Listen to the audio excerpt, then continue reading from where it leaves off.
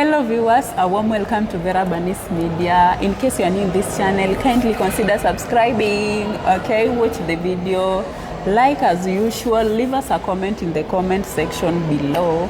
Okay guys, so I have an amazing guest over here. Her name is Paris Atieno. So Atieno has been working as a house manager abroad, and she's here to share with us her experience there. Okay guys, so I hope guys you're going to enjoy watching this video.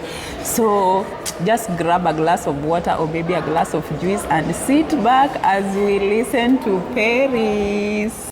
My name is Paris Atieno, and today I'm here to share my story. I've been working in Abu Dhabi in United Arab Emirates for 5 years. Thank you so much, Vera, for having me. Yeah. So today I will start. My journey starts on 2016 when I was so broke. Na sikuwa na kazi completely. So I was really struggling, hustling here and there to make ends meet. But unfortunately, things as it was now work on my side. So on January of 2016, I was going to church and nikakutana na mama mwingine hapo tu church, ndo mwenye aliniambia umekuwa ukitafuta kazi for so long, kwa nini usijaribu kufanya kazi Uarabuni? Yeah. So that is how it all started.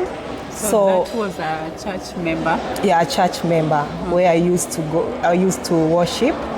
So after that nikakujana na huyo mama, so ni kama alieka another thing in me, like naweza fanya kazi abroad.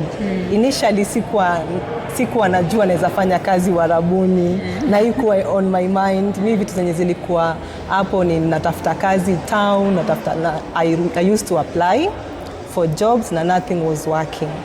So after kuwa aliniambia hivyo, ndo idea ilikuja, kweli naweza fanya kazi wapi? Uarabuni. Okay, ulikuwa umesomea nini? Business management. Okay. I have a higher diploma in business management, na pia nishaifanya kazi hapa Kenya. First nilifanya kazi kama clerk, nikakuja nikafanya kazi kama customer care. Then kazi kakuja ikaisha. So from there niko so broke na sina kazi. Unaishi na relative, unatoka kwa relative mmoja unaishi kwa relative mwingine. But so unafika time unajiambia we mwenyewe unaweza jifanyia nini, you understand? Yeah. So hiyo situation ilipokuwa sasa ni kama ilikuwa inawasen because nilikuwa nikiapply na kuna mahali ninaitwa. So stress ikapile na maki uko sasa uko church, si ati inapile ujui Mungu, uko church unaomba, okay. Unafanya hizo vitu zote, una fast. Mimi hakuna prayer mountain yenye sijui, because wakati wa hiyo majaribu yangu nilitafuta Mungu yani kwa sana. Nikaambiwa unaweza enda uombe sijui place gani inaitwa Katoloni, nilitafuta, yeah. Nikaenda nikaingia.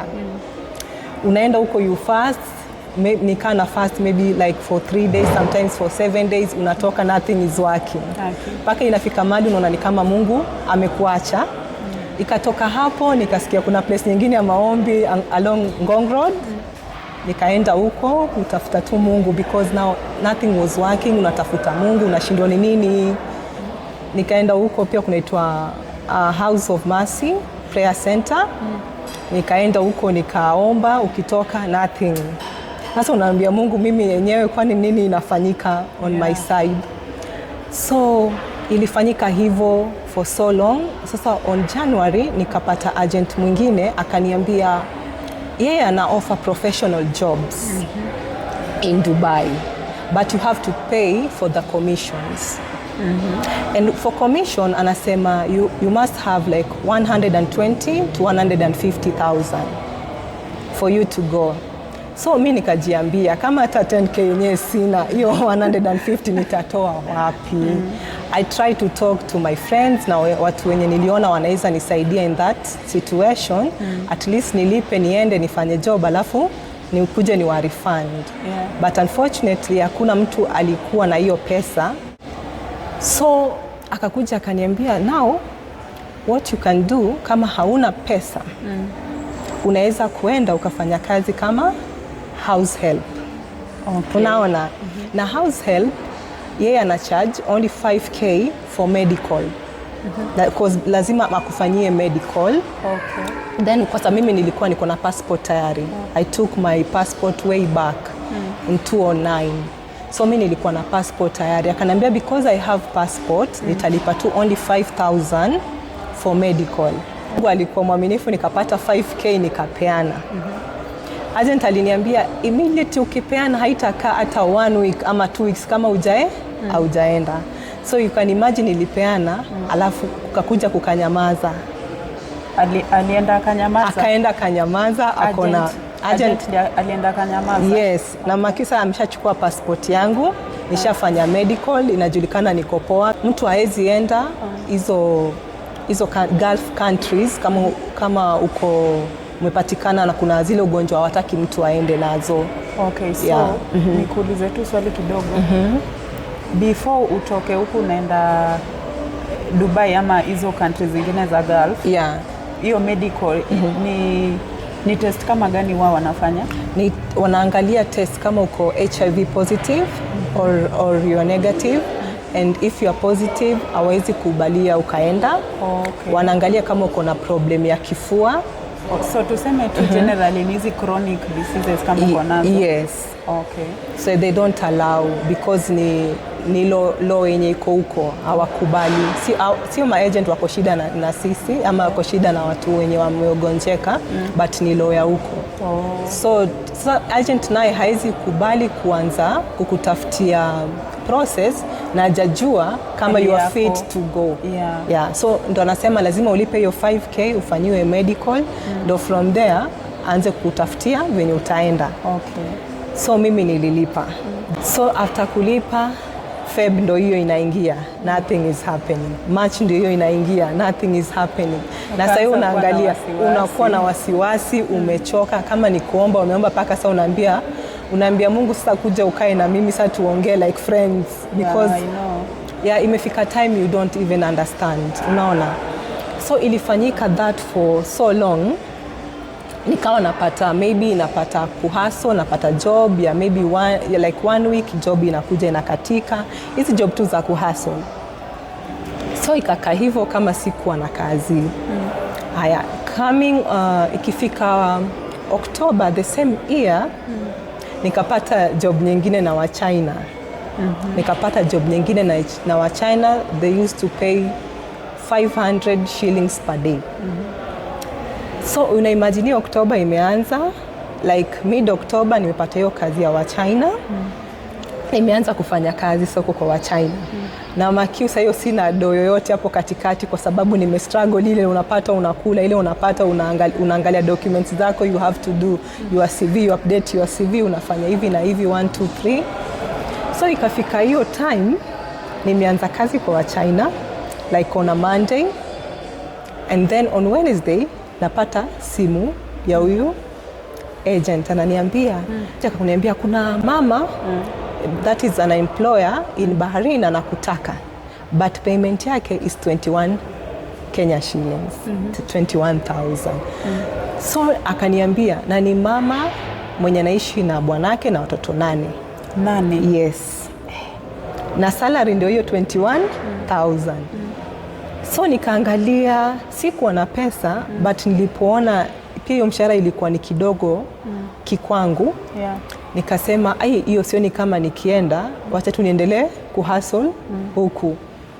2 weeks ndio hasa anakuja na nipigia simu, ananiambia you know what, nini yako, visa yako, kuna mama anakutaka na alisema Dubai. So akasema kuna mama anakutaka na ako Dubai na amekupenda because of your papers, na so anataka umfanyie kazi. So nikamwambia mama amesema mshahara ni pesa ngapi. Mimi nilikuwa nataka kujua nitalipwa pesa ngapi. So mimi nikaulizia do ni pesa ngapi. Akaniambia kwa sikuwa na experience. Unaona? That's why I'm saying hizi maombi tunaomba tokiona unaomba wape yendangi bure. Makio sikuwa na experience na my first salary ilikuwa inaanza 32,000 Kenya shillings. Mimi niliposikia 32,000 Siku mind hata ni kazi ya nyumba ama ni kazi ya nini, because nishafanya kazi hapa Kenya, in our own country sijaipewa pesa kama hiyo. Ni ngumu sana. So wakati ule nilipoambiwa 32,000 nikajiambia kwa roho na silipi rent. Ukenya ukaniingia, nikajiambia na silipi rent. Nikasema na silipi rent, na silipi nyumba, na silipi, yani silipi rent, na silipi food, na kule wanakupea uniform, meaning sitanunua manguo. Okay, for 2 years. Nani hawezi kubali deal kama hiyo? Ulipiga hesabu? Nilipiga mahesabu haraka nikaambia agent I'm in. So that evening huyo mama ananicall. Sasa tunaongea tunaongea on a call, akanifanyisha interview, nikapita. Alikufanyisha online? Through the phone. It was through phone call. Hata alikuwa janiona ati sasa uso watu tumeona like maybe on a Zoom meeting like that, no. It was through phone and that was it. Ndo alinichukua with a starting salary of 32,000. That's why I'm saying my story, it's a success one. Yeah. Because mimi niseme it's God's favor. Wakati nilienda hata sana, wakati nikakubali nikaenda United Arab Emirates Embassy, the whole process wanaenda huko wanakuangalia macho if it's real black, unajua umejaza kwa nini. Yes, ati kama ni black they confirm wanaangalia huko, wana confirm, wanachukua nini fingerprints. Yeah. So hiyo process yote nilifanya. So Oktoba sasa ilikuwa nafaa niende. Kuna mama alikuwa ananiombea. Yeah, and I never knew huyo ndo mama Mungu atamtumia kunipatia hata transport ya penye naishi nifike airport. Sikuwa na do. So nikaenda kwa huyo mama nikamwambia mimi nimeitiwa job na visa imetoka, but now niko na problem yenye sina hata transport ya kunifikisha airport. Akaniuliza, na uko na bag? Do you know that mama took 2,000 Kenya shillings na kanipea, na ni muombaji. Wanajua saa ingine wana expect wewe ndo wapatie. Yeah. But sasa mimi nilipewa. So that night hata nilishindwa hata kulala. Nilianza tu kushukuru Mungu na kuona venye God is so faithful in a way that anatumia his servant not only to pray for his people but pia kufunguka na kupatia kitu. So akanipea 2K. Hii 2K akaniambia go and buy yourself a suitcase ya kubebea nguo, now that utaenda for 2 years, huwezi enda hivi kwa nyumba ya mtu. Huyo agent alinipigia akaniambia boss wako amekupenda na amekuchukua na amelipa kila kitu. Okay, yeah. So nikuulize, normally ukichukuliwa and you are going to work as a domestic manager, yeah, wanagaramia kila kitu? Yes.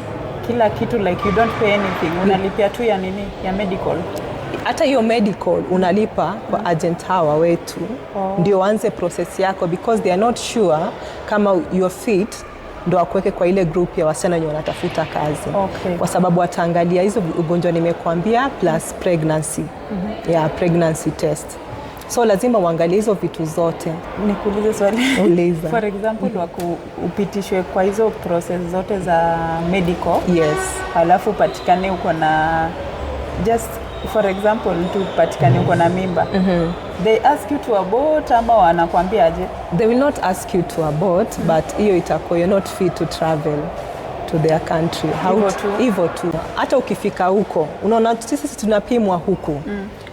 It's a law, ukifika huko hata before uanze kazi unapimwa fresh tena. Yes. Yani ni kama hukupimwa tena. Ni kama hata hukupimwa. Hata hakuna ile shortcut ati huko Kenya unaweza ongea upimwe tu hizi za juju ati uende.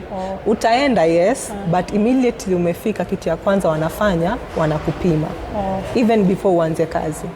Huko kuna I think there is a specific hospital zenye zimechaguliwa ya kupima watu wenye wanaenda country fulani. Okay. Yeah. Unasikianga watu wanakuambia hey, tunaenda majuu, tunaenda na taxi. Mimi hata ilikuwa iring kwa mind. Nilikuja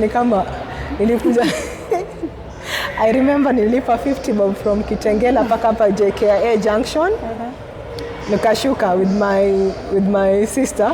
Sasa tuna cross barabara. Ndio muingie direct na suitcase. Nakwambia siku ungetuona we. there's God above. Hiyo siku ungetuona ungeshindwa na hawa ni kwenda wanaenda ama wanapeleka mtu mwenye hayuko. Pole. Ndio umbali Mungu ametutoa. That's why I'm here today. Yeah. To tell anyone else yenye ya kwa Mungu anatenda. Kama mimi niko hapa leo nashuhudia, wewe utashuhudia. Nilikuwa na 300. In fact tangu mdogo ananiambia sina fare ya kurudi ya kunipeleka na kurudi. Hakuwa na fare and it's really hakuwa nayo. But mimi nilikuwa nataka company, yeah?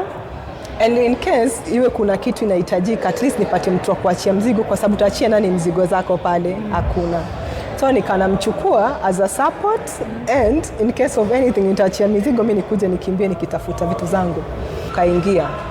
Mizigo zikaangaliwa hapo, security check up, ikachekiwa vizuri. Sasa niko ndani si unajua venye wanasema if you are not traveling, kama hauna ticket kuna place uruhusiwi kuingia. So my sister akabaki hapo, nikamwambia please don't leave mpaka nikupigie simu uende. Nilitaka kujua wakati wa check in kama nitakuwa wanahitaji anything else ama vitu zenye niko nazo zimetosha. Checking ndio hiyo. Nakumbuka mwenye alikuwa pale kwa luggage aliniambia niweke ile suitcase yangu hapo apime. Akaniambia why is it empty? Okay. Unajua kuna lot of stories. By that time walikuwa unasikia watu wanakuambia kuna nguo uruhusiwi kwenda nazo Gulf countries. There's is it pants. Haturuhusiwi kwenda nazo. Huko ukienda utavalishwa hizi inaitwa abayas, hizi buibui ndio utavalishwa. So you know there's a lot of stories. Mtu anakuambia hii, mwingine anakuambia. Sasa mimi nikaimagine hizi longi zangu venye nazipenda na madrazo zangu. Nibebe kwa hii suitcase alafu wachome. Unajua watu wanaongea wanasema ukienda huko watachoma everything yenye umekuja nayo alafu wakununulie zingine mpya hizi kubwa. Ukweli gani? Nilitamani hizo longi zangu zenye niliacha. Nilitamani dresses zangu zenye sikubeba. So mimi naweza sema mambo iko tofauti, sio kote. Unaona? Na ile experience mtu ataona akiwa huko ni very different from venye mtu mwingine ataona. Like my case it was very different. Mimi nilitamani hizo longi zangu. After kupita sasa nilipokuwa on the other side, sasa tunangoja tu masaa ifike. Ndio nikaona sasa hapa Mungu ametenda. That's the time I called my sister na nikamwambia now you can leave. I'm safe. Zigo imeshachukuliwa nini na nini, hakuna kitu. Sasa hivyo ndio ilifanyika. And that is how nilijipata sasa niko United Arab Emirates working as an house manager from 2016 October. Nani alikureceive kwa airport? So mwenye alinireceive is the driver. Driver mwenye alikuwa anafanya kazi huko. Yeah. Mimi nilitoka hapa kama nilishaambiwa dereva mwenye atakuja kunipick na atanipick. Nikaulizwa ndege ina land saa ngapi, nikawaambia through WhatsApp. So wakawa wananingojea huko, wakaniambia nice flight. Nilitoka tu hivi hapo kwa exit na dereva akaniambia is this you, kwa sababu anakuanga na ile picture. Nikamwambia tukaanza safari. Sasa akaanza safari akaniambia you are very lucky, you have a good madam, you have a good boss. Hivyo anakuambia kwa gari. Yes, and it's a lovely family, but huwezi jua kama uzuri yenye yeye ameona ndio yenye mimi nitafanya nini, nitaona. So mimi nikasema huyu anaweza kuwa anachocha. Wacha kwa roho tu, siwezi mwambia. Nasema acha nifike nijionee. Uzuri huko nilipokuwa nafika kulikuwa tayari na Mkenya mwenye alikuwa anafanya kazi huko. So nikafika ilikuwa usiku, nikalala. The following day wakaniambia it's my day to rest. Nisifanye kazi yote because nime travel. Sasa hiyo my day to rest ndio nilipelekwa OC, another medical. Unaanza process nyingine ya medical. Unapimwa hizo maugonjwa. Haya, from there wanakutafutia sasa ID, insurance, hizo vitu zote sasa. ID ya huko. So mimi nikaanza hiyo process, nikafanyiwa medical, nikatafutiwa ID, hizo insurance na nikawa sawa hasa naweza anza kazi. Nikapata we are 10 of us. 10? Yes. For the same house? Yes. Yeah. Na ni watoto wangapi? Only 2 kids. Alikoko tu ni huyo boss na bwanake na watoto wawili. But we were 10 of us. Yes, in that house. Mdosi aje? Ama nyumbani? Watu wana pesa huko nje. Ana employ 10 house girls. We were 10, tuko na driver wawili, tukawa na chef, hapo tukakuwa na mwenye anafanya kazi like ya nje, like garden, alafu kuna mwenye wa kuosha, kuna mwenye wa kuangalia mtoto mkubwa, kuna mwenye wa kuangalia mtoto mdogo, kuna nurse, kuna mwenye tailor, tailor mwenye ameandikwa tu hapo, na kuna mwenye gani sijataja, chef nimetaja. Tulikuwa tunafika 10 plus mimi sasa tulikuwa tunafika 10. 2 Kenyans, kulikuwa na 1 Indian, alafu kulikuwa kuna 1 Indonesian, alafu wenye walibaki wote walikuwa Philippines. Okay. Wenye wametoka Filipina sasa. Wow. Sasa hivyo ndio ilikuwa. Hata ukiambia watu tulikuwa tena kuna mtu anaamini. But wote nakuja kwa mind yako ukisema mkoteni, unafikiria ati kazi ni less. Huko kazi haiishi. Yes, kazi haiishi. Ni kazi yenye ni continuously. That's why mko wengi. Alafu ni mdosi mwenye alikuwa anapenda environment safi. So anapenda at least I employ hata kama ni 10 of you but kuwe kusafi, watoi walelewe vizuri nini, yani kusikosekane kitu. So it happens the day after, it was the day that nilikuwa naenda meet my boss. So nikampata hapo hivyo, akanisalimia. She was all smiling. And it was just a nice feeling. Unajua mtu anakusmailia, mnaongea vizuri. She was so polite, calm.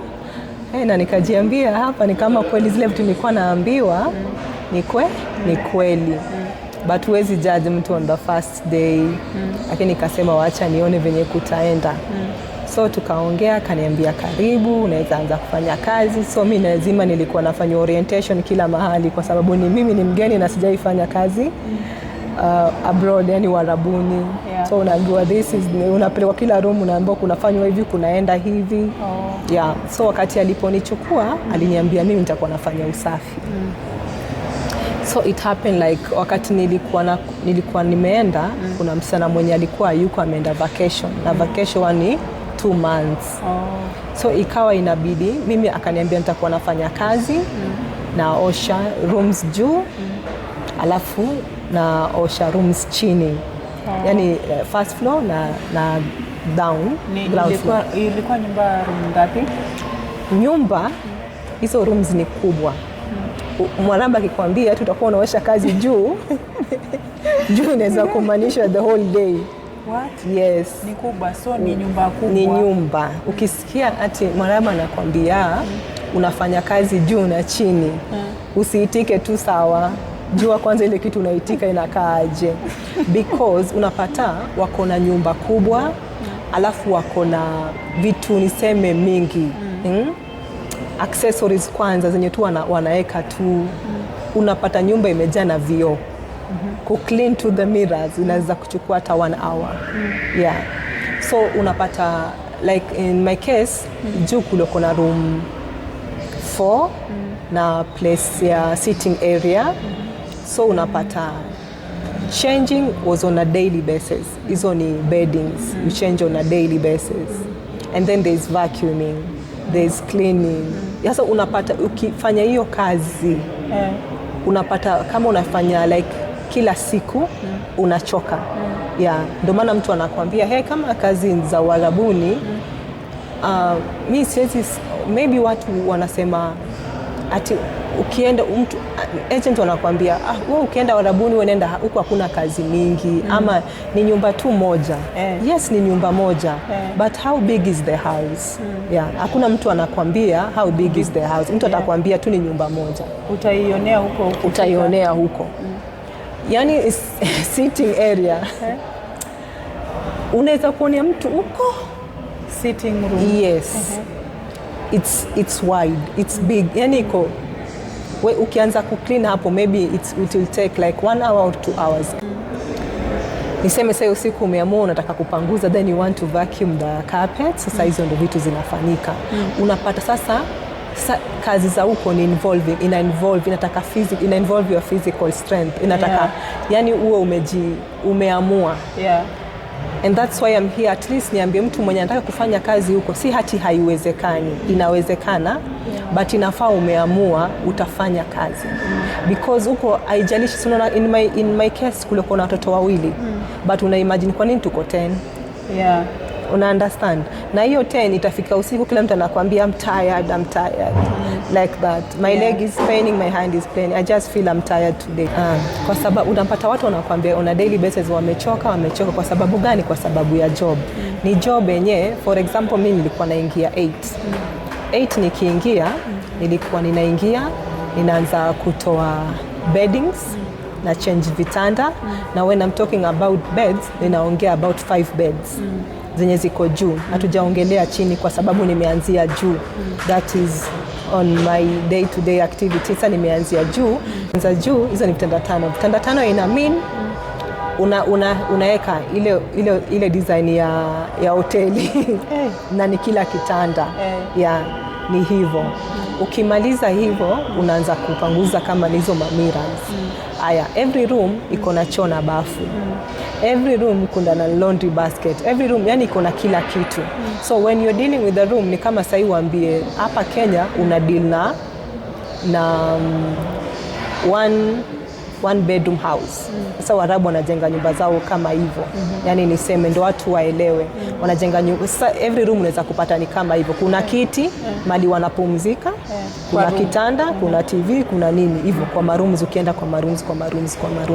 Hawa ni wenye pia wanajiweza. Sio necessary kuwe hivyo kwa sababu pia nyumba zina differ, but mostly unapata kwa room kuna kiti, kuna kitanda, kuna hizo yani if kama ni safi unafanya kila kitu. Sasa room moja inaweza kuteka hata 30 minutes ama 1 hour depending na ile kitu unataka kufanya on that day. Haya, sasa hiyo ilikuwa ni kazi yangu. Mimi niko juu na maliza kazi yangu maybe by saa 6. Saa 6 ninashuka chini, ninaenda lunch break, ninarudi maybe saa 7. Fika saa 7 unaanza sasa ya chini. Unaanza kusafisha chini ni the same thing yenye ulifanya juu, but sasa ni chini. Sasa unaanza hiyo process ya chini sasa. Ikifika process ya chini, ikifika kitu around 4 ni kama kazi imeisha, but in my case haijaisha. Maki ukimaliza hiyo inafaa muende nje na watoi. Watoi wanapelekwa playing area on every single day. Sasa mnatoka na mdosi na watoto mnayepeleka wacheze. Mtarudi kitu maybe 7 watoi kuoga, kukula. Aya, wajitayarishe kitambo wapande juu, it's 8 ama 8:30. Wakipanda juu, si pale chini ilikuwa bado ni area yako. Siku wamechafua, wamekula nini na nini. Kitambo umaliza kufanya umalize ndio amkie the following day kama ni kusafi. 9 imekupata hapo ama 9:30. Sasa niseme hiyo ndio kitu nilikuwa nafanya on a daily basis, na hiyo kazi imeisha.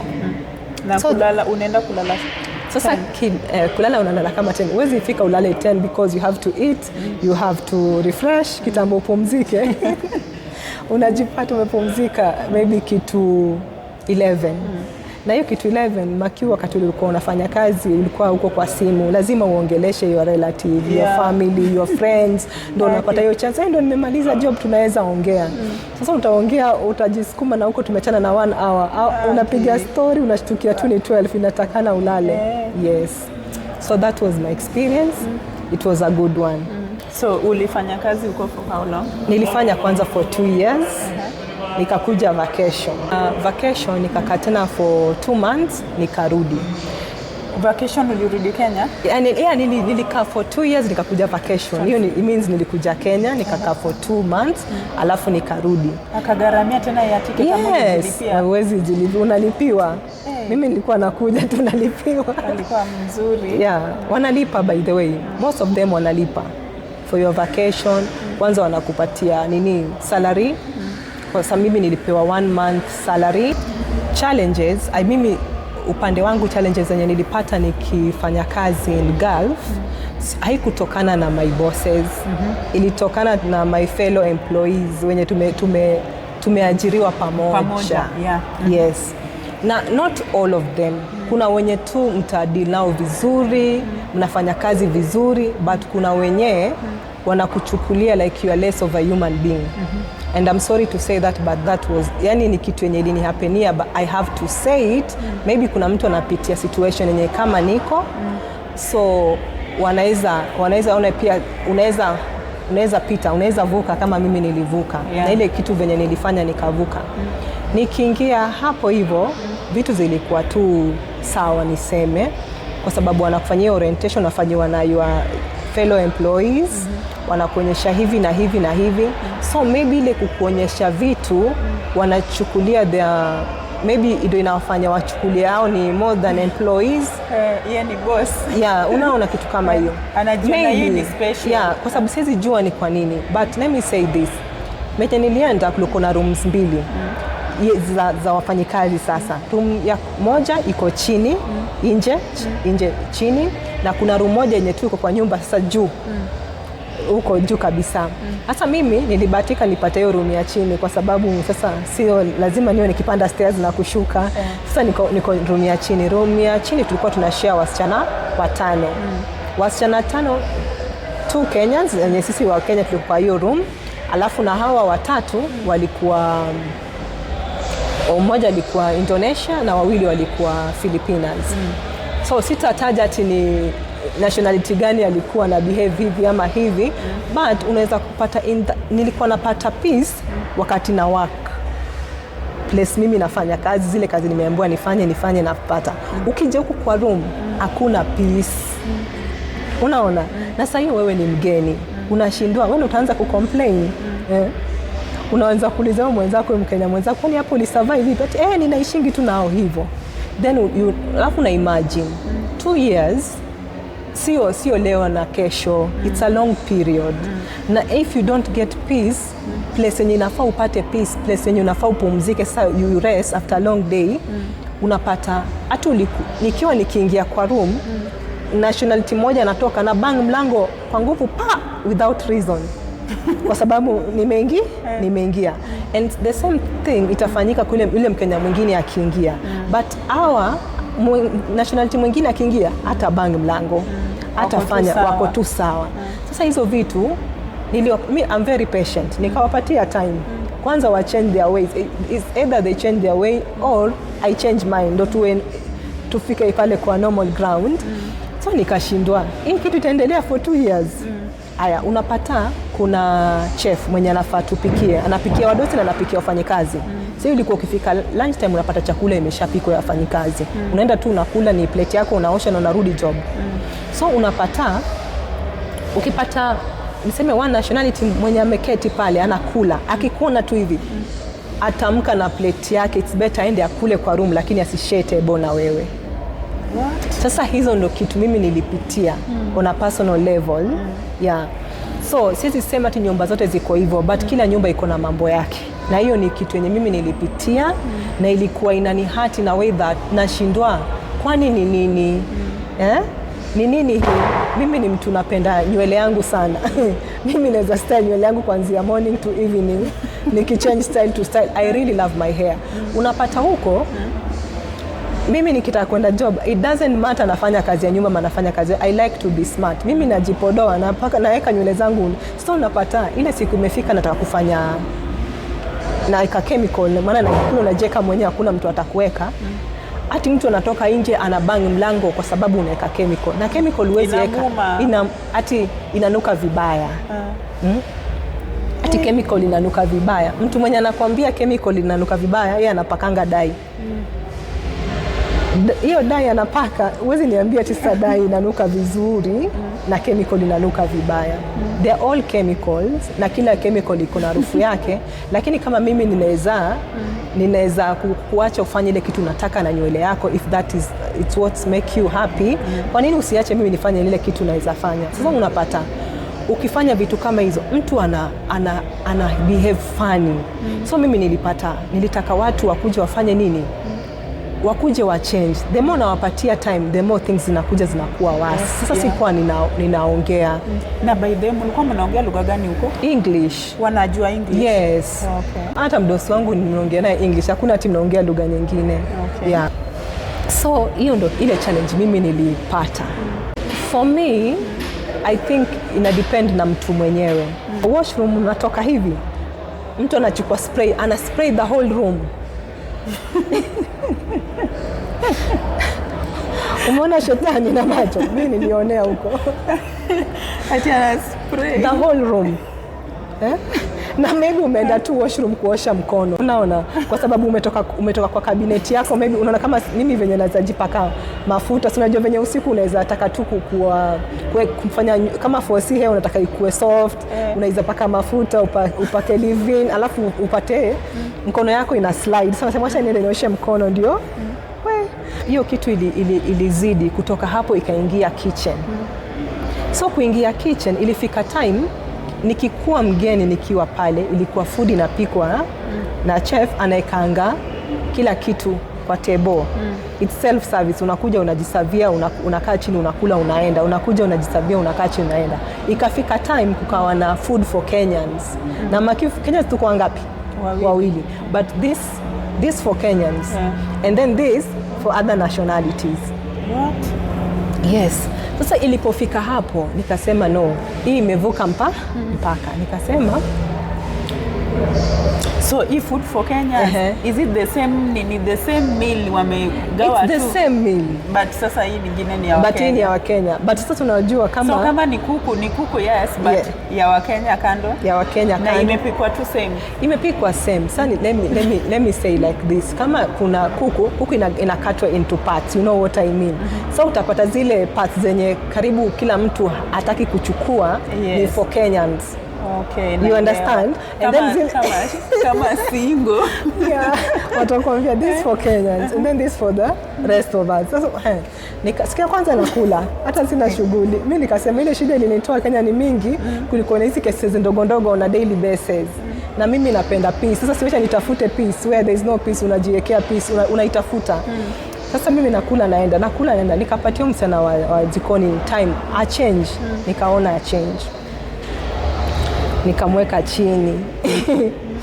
Siku moja tu nikamweka chini. Nikamwita fulani. Hii chakula sinanunuliwa na mdosi ya wafanyakazi yote. Ushaiona kuna siku mdosi ameitana hii chakula imenunuliwa ni ya Wakenya na hii chakula ni ya watu wengine. Akaniambia hapana. Nikamuuliza hapa nationalities tuko nationalities wangapi? We are more than 2 nationalities. Kwa nini nisione hii ni food ya Wakenya, hii ni food ya Wahindi, hii ni food ya Filipina, hii ni food ya Indonesia? Kwa nini nione tu kuna ya Kenya na the rest of employees? Kwani kuna nini yenye ina happen hapa yenye mdosi hajui? Nikamwambia yenye mdosi hajui. Mdosi ndiye amekwambia ufanye hivi ama ni akili yako? Sasa si msichana amefunguka. Ameniambia hapana, ni fulani na fulani ndo aliniambia nifanye hivi. Nikamuuliza wewe ndio in charge wa kitchen, kwa nini ulikubali kufuata maneno ya watu na wewe ndio uko in charge? Amesema. Nikamwambia hizi ndio vitu mnaongea, mdosi anajua? Ati hapana. Nikamwambia basi wacha tufanye hivi, wewe endelea kuweka ya Wakenya na hii kabila ya watu wengine, but acha mimi niongee na mdosi tununuliwange chakula ya Wakenya, tujipikiange wenyewe kwa sababu kuna vile tunapika, tujipikiange wenyewe, ndio hii stress yenye uko nayo ya kugawa chakula ikuondokee. Aliposikia hivyo akaniambia hapana, mimi hata sina shida ya nyinyi. Akachukua hiyo chakula akaimix na ile nyingine akachanganya. Akaniomba nisamee, ambie huyo mwenzako Mkenya nisamee, mimi sio kupenda kwangu, sijui nini niliambiwa, lakini nisamee. Sasa hiyo ya jikoni ikaisha, but ile ya room bado ilikuwa inaendelea. Mimi nikajibeba, nikasema hii Kenya ni mbali na Uarabuni na my family iko mbali, siwezi kuja hapa watu wengine wanipatie stress yenye sikuwa ipewa nikiwa huko. Nikamwambia mdosi mimi kama kuna room yenye naweza pewa ama tubadilishane na mwenye ako juu, mimi niende juu, wajua kuje chini, ndo hizi vituko zenye zinafanyika kwa room ziisha. Kanizia vituko gani? Juu ajui. Mimi nikaanza kumchapia story moja akawa anashtuka ati hizi vitu zina happen. Alafu mdosi wetu alikuwa habagui. Alikuwa anatununulia manguo. Akinunua viatu ananunulia kila mtu. Akinunua nguo mwanzo wakati wa hizi sherehe zao Eid, sijui Ramadhan nini na nini hizo unasikianga, alikuwa anatubaia kila mtu. Kama wakati weather ina change, wakati baridi inaingia wenye wanaita winter huko, wakati baridi inaingia anatubaia majampa kila mtu. akiona sisi wenye tunaangalia watoto inafaa tuende, unajua tunapeleka watoto kuswim. Sasa unajua kule inafaa upona hizi swimsuit na kisa hizi long, hizi short. Sasa unafaa kuona atabaia kila mtu, hata wenye awadili na watoto atabaia kila mtu. Nikauliza wewe msichana wa jikoni, wewe ushaona mdosi akitubagua? Mbona wewe tabia umeitoa wapi? Nikamuuliza tabia umetoa wapi? That's why nakwambia familia ni tofauti. Mimi nilipata peace nikifanya kazi ya mdosi. Ile peace yenye sikupata ni penye nilikuwa nalala. So nikatoka nikaambia mdosi akasema I'm so sorry, hakujua vitu kama hizo zina happen. Yes, akaniambia I know all of you. But hakujua imefika to that extent. From that day vitu zili change. Nilipata mdosi mzuri. Unapata ile wakati wa Ramadhani anatokanga na wanasemanga hadia gifts, wanakupatia do. Unapata kama sisi tulikuwa tunapewa ngiri. Kila mfanyakazi nimwambia tuko ngumi tunapewa ngiri. Hiyo ngiri it's like either 27 to 28 Kenya shillings. Hiyo sio mshahara. Hiyo mtu amekupatia as appreciation ama as a gift. Kutoka hapo baada kuja kukunulie manguo, akufanyie 1 2 3. Huyo mdosi wako ni mzuri. Mpaka nasikia kwenda huko. So every experience ni tofauti. Inalingana na mtu mimi inalingana na mtu mwenye. Na mimi pia sisemi ati wenye wamepitia hali ngumu haiku happen. But mimi nimekuja hapa kusema pia nisikiwe, niambiwe kuna Waarabu wazuri. Mimi nilipata Mwarabu mzuri na mwanzo alinipenda. Mpaka sasa hivi venye nimetoka ameniambia in case you want to come back you are welcome anytime. Hivyo alikuwa mzuri. Sasa hii ilikuwa my 5th year ndio nikaamua sasa kukuja Kenya. Nimekuja Kenya with one reason, at least nifanye something for me. So the early narudi the better, at least nifanye kitu for myself. But ni mdosi mzuri. Sasa ndo nakwambia kuna Waarabu wazuri na nakupatia ile chance ya kufeel you are one of them. Mtu akitaka kufanya kazi Uarabuni just pray. Mimi nasema kitu ya kwanza unaomba Mungu sana upate nyumba nzuri. The first thing, omba nyumba nzuri, hata sio pesa. And I will say this. Na si ati nalipwa. I will say this, mtu mwenye anataka kufanya kazi Uarabuni, kuna watu wenye wanafanya kule house manager. They earn even 50k, even 60k. Na hii ni kazi tu ya kuosha bathroom, kuosha manguo, kukaa na watoto. Na mimi silipwi. This video is not sponsored. Hata mdosi wangu ajui kama leo nafanya YouTube video, no. But to me niliambia Mungu, ukinirudisha salama na nikiwa hai, I will testify and this is it. This is the testimony. Yes. So unaweza ambia mwenye maybe anajipanga ama anataka kwenda Gulf countries kufanya kazi. Mimi naweza kuambia trust your inner you. Maombi kwa wingi, omba Mungu kwa sana upate nyumba nzuri. Once umepata nyumba nzuri, everything else will flow. Kwa sababu Waarabu wako tofauti. Mimi niko na story yangu, na story yangu ndio hiyo. Sikupata nyumba mbaya, sina mateso, mimi sijaipigwa, sijai hata chunwa. Si for real. Yes. It means mulikuwa na relationship. Na ameniambia nisinyamaze. And then as a Kenyan, ukienda kufanya kazi nje, it's not only about you. Kumbuka unajibeba wewe, unabeba your country. Because nilipomwambia mimi sitarudi, akaniambia I have to take more Kenyans. Because kwa ile kitu ameona ndani yangu. Na si eti najisifu kwa sababu ati kuna kamera. Hiyo ni kitu aliniambia hata wakati kamera haikukua. Na akaniambia as we speak now kuna Mkenya ako huko. Hata alikuja before nikuje. Kwa sababu aliniambia nataka kuchukua Wakenya wengi sana, nimependa kazi yako. Na ile kitu umenifanyia and alinithank sana kwa ile kazi nimemfanyia. Na anasema amechukua Mkenya na atachukua wengi. So nikaimagine ningeenda pale nifanye mambo zangu, ningemess mimi na ningeharibia wengine. So you can imagine kama tungefanya ile kazi nzuri ama Wakenya mwenye nilikuwa na mimi nilikuwa, hata mwenye alikuwa alifanya kazi nzuri kwa sababu kupitia kwake ikabidi achukue Mkenya mwingine, ndio mimi kupitia kwangu akachukua Kenya mwingine, na sio kwake peke yake, kwa sister yake kuna Wakenya. At least yani hata tulikuwa nikienda huko kwa sister yake kama tumeenda visiting, kuna mtu niko naye tunaongea naye Kiswahili at least. Mpaka una feel uko tu home. Una feel uko home. Sasa hii mimi nauza nguo na nauza mabags, nauza viatu. Na niko na page pale Facebook inaitwa All About Paris. Na pia YouTube niko nayo All About Paris. Please follow me. Tukutane hapo All About Paris. YouTube All About Paris. Instagram dressup_for_less. Dressup4less. Yani ukue tu smart for less. You understand? Yeah. Mimi nitapitia kwa hiyo page ni. Thank you so much. Mimi napenda jumpsuit. Jumpsuit? Okay. Uko na refu kama zenye zinanitosha? Itakutosha. Hii height. Mara mingi na baingi jumpsuit imagine inanikata huko. Oh, juu mimi ni mrefu. Yeah. Lazima tu ikue. Unaona kama by then ni za mtush ama? Ni za mtush, zenye niko nazo ni za mtush. Za mtush. Yeah. Kama ni mzigo ya kutoka UK napatanga zenye zinanitosha juu. Sijui UK watu ni warefu ama sijui. But kama ni za UK napatanga refu at least. But nikipata mzigo ya China siwezi vaa jumpsuit.